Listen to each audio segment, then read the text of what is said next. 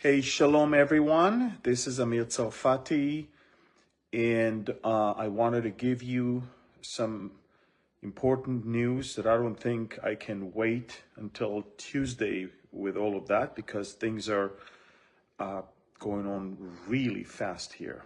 So I'm going to wait for a few minutes until you guys will connect, and then I want to talk about three things. I'm going to talk about the return of the Bibas children and then their mom. Of course, I want you to know exactly what happened. Then I'm going to talk about the averted terror attack, mega terror attack that was supposed to happen Friday morning, Israel time. And I will talk about the release of the last living hostages of phase one and what are the possibilities for the coming weeks. Okay, so please, once you connect, press the share button because this one is going to be super important and super critical for you to understand, because a lot of you are quite confused about what is really going on here in Israel. So, and trust me, I mean, the roller coaster is just unbelievable, from mourning to joy to shock. And I mean, there's so many things. So I feel like I want to pray first, and then I will address these three important topics. So Lord, I ask that you will allow me to share with people the things that are important for them to hear, the truth, and the unfiltered one that they probably won't hear anywhere else. But Lord, I also pray that you will allow us to draw from all of this encouragement and maybe even burden to pray for this nation, for your people. As Moses said, remember, these are your people, as he said that in Exodus 33. So, Father, we ask that you will allow us now to understand what's going on and to pray for your people. In Yeshua's name, amen. Okay, so, folks, again, shalom. This is Amir Tsarfati. These are breaking news. This is an important update, and I really hope that you will press the share button right now and share it with people. I want to address three important things that took place in the last 3 days, and maybe even talk to you about the possibilities for the coming weeks as far as hostages in Gaza.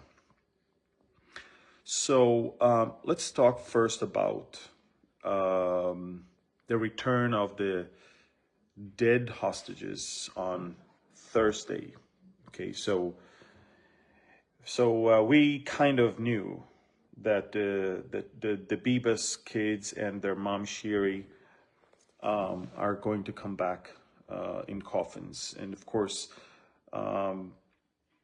we also had another hostage that came back, an older person that came back dead. But as far as Shiri and her two kids, you know, I've been trying to hint for the longest time via my Telegram messages and also on video. I've been trying to hint to you all that we kind of know that they're dead. But you know, the reason why I didn't say it explicitly is because no one wanted to take the risk that, you know, we might be even in 1% wrong. But starting from the late October of 2023, we already received information that they're no longer alive, and that is exactly why they were not part of the deal in November of 2023. And remember, in November 23, it was mostly about the elderly, the women, and the children. and they were not even included, and no one insisted in Israel that they will be on the list. And the reason is we wanted to release as many people as we can that are alive, and we already knew then that they were killed.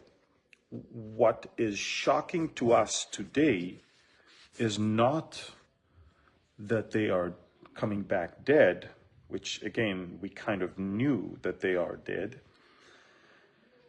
The autopsy, the forensic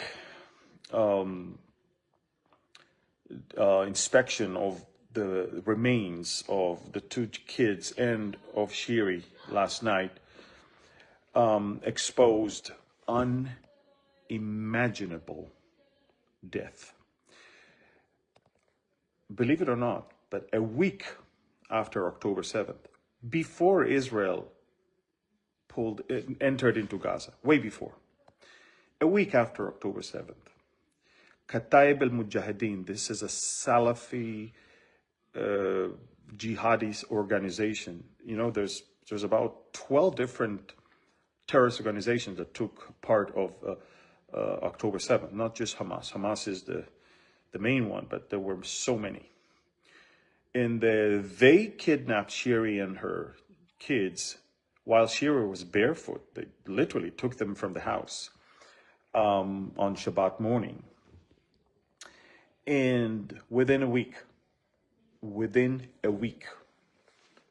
they couldn't take anymore the crying of the babies and of the mom. In their satanic mind, they try to craft not just how to kill the babies and the mom, but also how to present it to the world once this whole thing will come to light. So what they did is the following thing. First of all, with their bare hands, they strangled all three of them. It was without any weapon even. But then they grabbed rocks and then mutilated the bodies of the three of them. And they made it in a way that not a single bone would remain intact. And the reason they did that is so later on they can claim that an Israeli air raid caused the collapse of the house.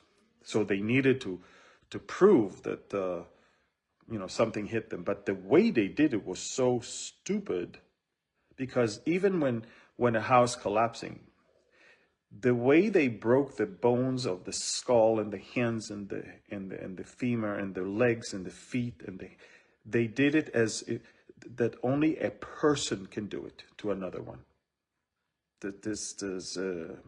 I posted a whole long post on how the post-mortem examination found it. Everything in the killing, in the murdering of these babies and their mom, and knowing how crazy they are, they most likely had her watch it first and then killed her.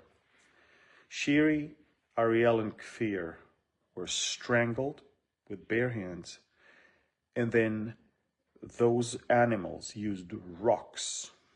By the way, this video will be restricted. I can see that already. And unless you share it right now, no one will see it, because the algorithm of Facebook is already working hard. So they were defaced, but beyond that, every single bone was destroyed. Then they took knives, and it's hard to describe what happened there. Now the doctors in the National Institute for Forensic Medicine, these are the doctors that saw all the horrific October 7th victims.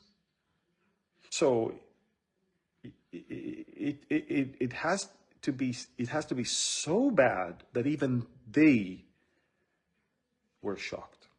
It had to have been, they said we've never seen anything like that. I mean, they've seen burnt bodies, they've seen a lot. They have not seen kids and mom killed like that before. So it's not just like we received the Bibas family dead. These animals butchered them in ways that even, okay, whenever we call them animals, we actually do harm to the animals. No animal does that to another. And then, already then, in November of 23, they started leaking the rumor as if Israeli air raids caused the death of them, when they knew what they did. So again, the information about their death was already with us. But what shocked all of us in the last 48 hours is how they killed them. And of course, they try to fool us. So they sent us a Gazan woman's remains instead of Shiri. I mean, what were they thinking? But it's all part of a well-planned psychological terror. You have to understand, this is who they are. They're monsters. You don't live next to these people. They have to be gone. But this is what happened with Shiri and the kids. Let me tell you what was supposed to happen Friday morning, and thankfully did not happen. The media doesn't report that. There's a gag order, so reporters that know about it, they don't talk about it. But let me tell you what happened. First of all, Iran smuggled explosives and devices from Iran via Iraq to Syria, from Syria to Jordan, from Jordan through the Jordan Valley to northern Samaria, to the hands of the terrorists. So that one we know. But now let me tell you what happened. A group of terrorists managed to, under the radar of the Israeli intelligence, managed to infiltrate into the Tel Aviv area, south of Tel Aviv, the city of Bat Yam and the city of Holon. And I posted on Telegram videos of the terrorists, okay? I mean, they dressed like Israelis, and they boarded some public transportation buses and some of the light train carts.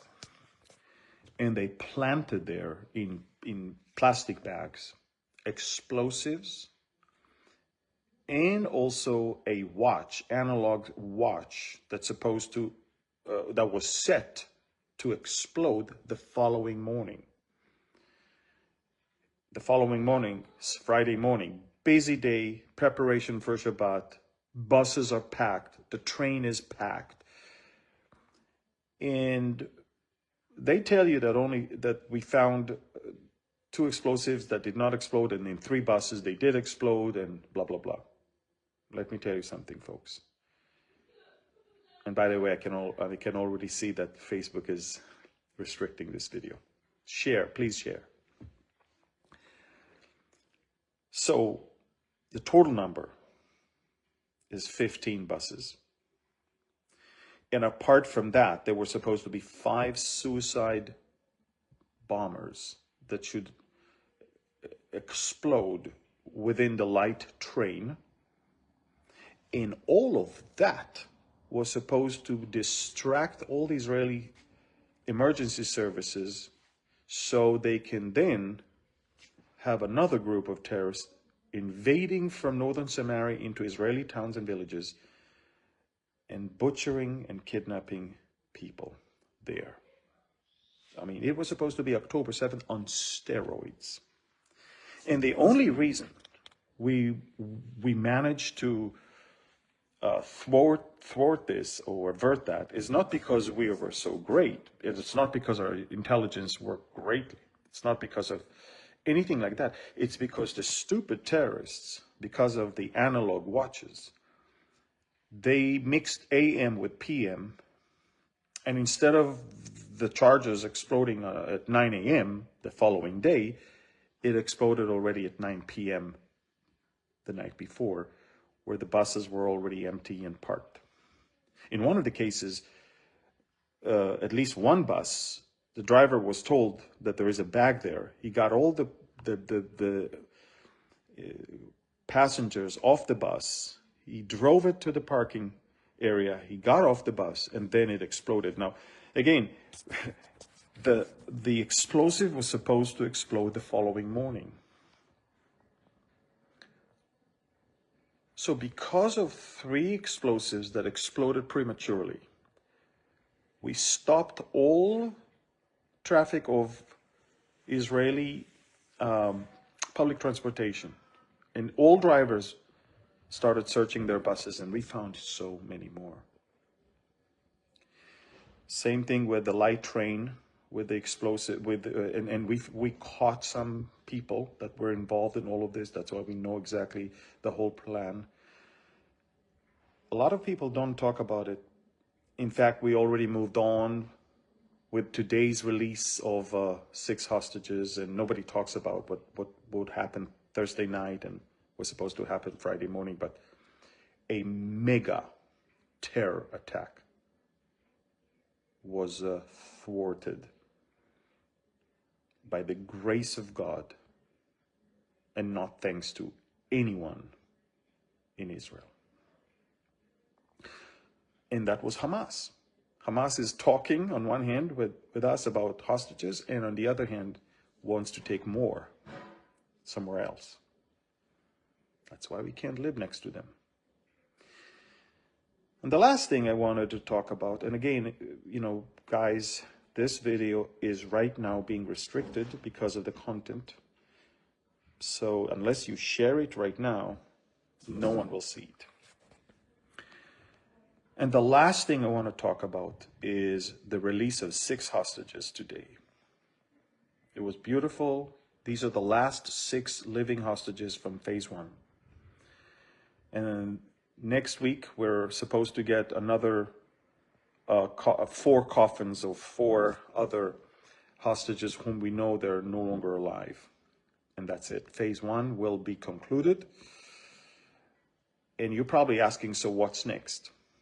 Probably you're asking, why do we even release that many terrorists? Well, first of all, if you follow me on Telegram, you know that we started releasing disproportionate number of terrorists against Israelis already in the 1950s. And it went through the 60s and the 70s and the 80s, the 90s, and the worst, I think, was in 2011 when we released for one soldier 1,029 terrorists, among which Yahya Sinwar, the architect of October 7th, was.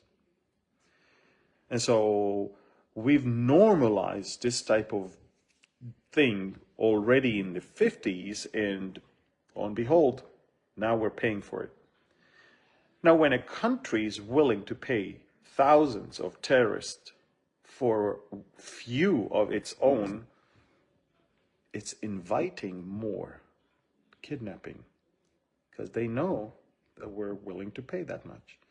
They know that we're negotiating. They know that we care so much about our people that the best thing to do is kidnap them. That's why they kidnapped 251 people on October 7th. And then they recalculate their route and they realize, oh, we have too many, actually. It's actually a headache. We have to release those that we don't really need. So they released in phase 1 for a much smaller number of prisoners. They released over 100 people. But these are the people they didn't want to stay with, the children and the women and the elderly ones at that time. And they kept 140 something. Now, of course, Israel was able to find a few alive, to rescue some. We found a few bodies of hostages that were murdered by Hamas. But all in all, when we entered the deal,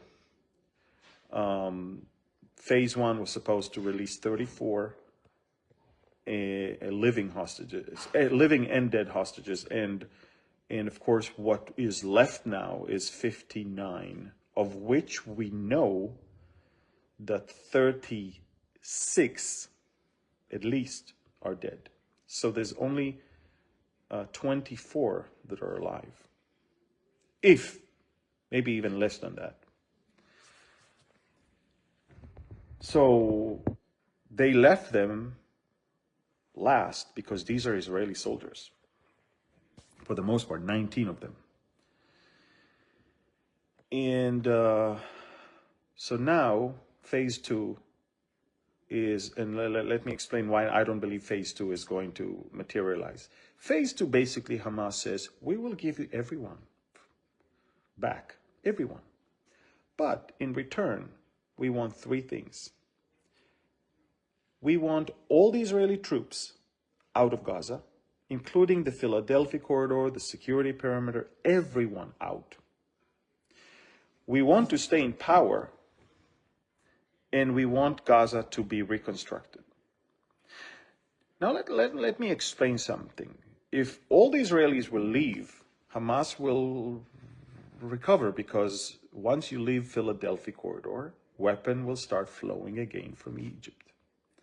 Second, if you leave the perimeter without Israeli soldiers, then once again they can come all the way to the fence, which is hundreds of yards away from the Israeli settlements that have been already attacked. And number three, there is no way Israel is going to leave Hamas in power, because Hamas already said they're going to do it again. Now, I don't know if you understand, but Hamas will never, ever give up all the hostages, because that's the insurance policy for Hamas to stay in power. They're not stupid. They know exactly that the minute all the assets they're holding, all the Israeli soldiers, all the dead and alive ones will be brought back, Israel would then destroy them. They know that. The only reason Israel is not destroying them right now is because we have living hostages there. And they know that. They are not planning on giving. They will drag their feet and they will say, oh, now you didn't do this, so we're not returning this one. Well, you didn't do that, we're not returning that one. And it's going to be a nightmare for months and years. We know that. We know who we are dealing with. Unless you put the hammer down on their head. Unless you leave them no choice but to release the prisoners. Unless you stop all humanitarian aid. Unless you completely unless you do something differently. And you leave them no options, and you make sure everyone around knows that there is no more Hamas, they will never, ever give up. Never. You know, during World War II, even during the Holocaust, in Nazi Germany, believe it or not, there were hundreds of Germans that actually helped saving Jewish people. In Nazi Germany, that killed 6 million Jews.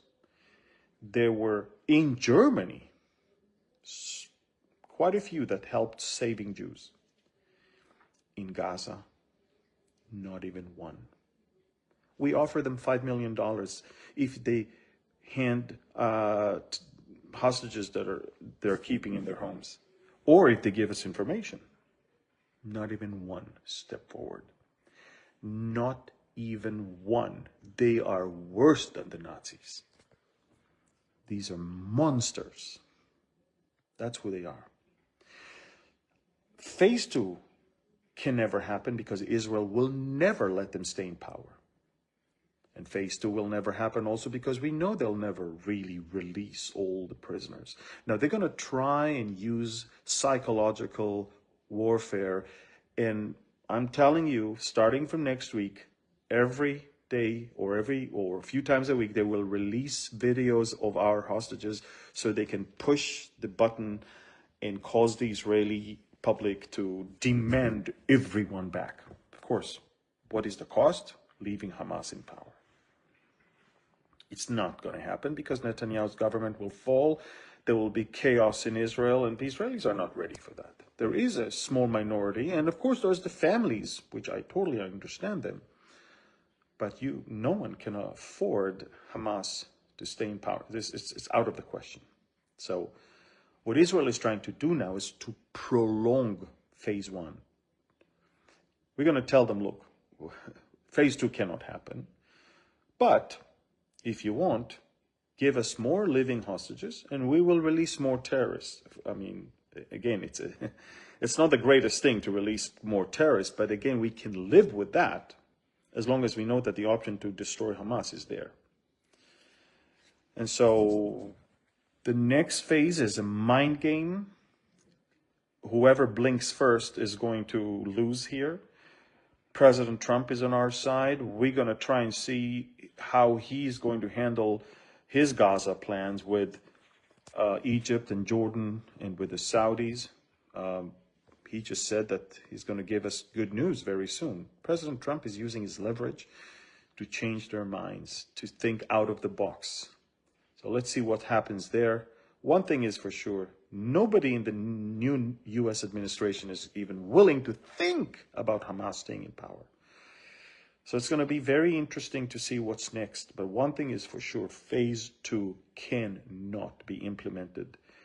We're going to try and drag phase 1 because we know that Hamas has to be destroyed. And we're not going to limit ourselves by signing a deal about keeping them in power. It's not going to happen. So just as nobody would sign a deal to leave Hitler in power, to leave the Nazis in power, nobody can do the same thing with these monsters. These they're not even monsters. They're demons. And again, they're raising the next generation to be exactly like that. If you watch all of my Telegram posts, you will see it for yourself. And by the way, genocide, famine, the markets are open there. The food bloggers are already posting videos there. They fooled you. They fooled everyone. There was never a famine there. There was never a genocide there. You know, genocide is when you have less people at the end, not more. Gaza now, the big channel of Hamas, just said that there's actually more people now than there were in the beginning of the war. There are more babies now than before.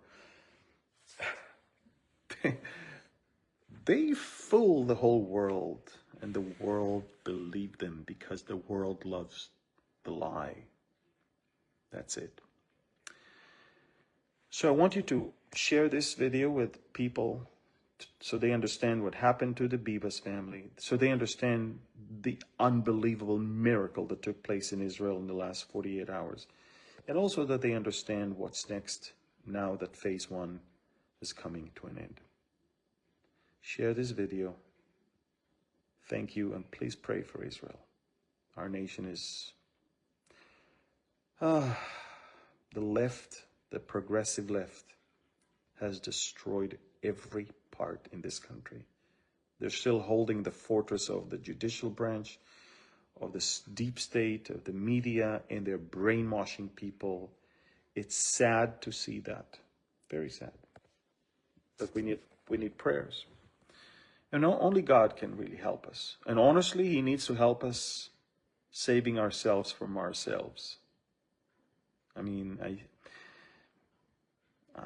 it's hard to see how the media is doing exactly the same thing it did in 2011 when they pushed and pushed and pushed and every newscast, every day. Today is 400 days since Gilad Shalit was imprisoned by Hamas, blah, blah, blah. And they pushed us to release 1,029 terrorists just for one soldier. And then one of those 1,029 was Yahya Sinwar, who pledged to do an October 7th so he can release all of his friends from the Israeli prisons. I wonder the architect of which future massacre we just released right now. and it's the media. And they brainwash people. That's why I call them the Medianites. And this is why, even though my eyes hurt, even though I don't sleep, but I insist on an alternative source of news, because they are evil. So please do me a favor, share this video with as many as you can.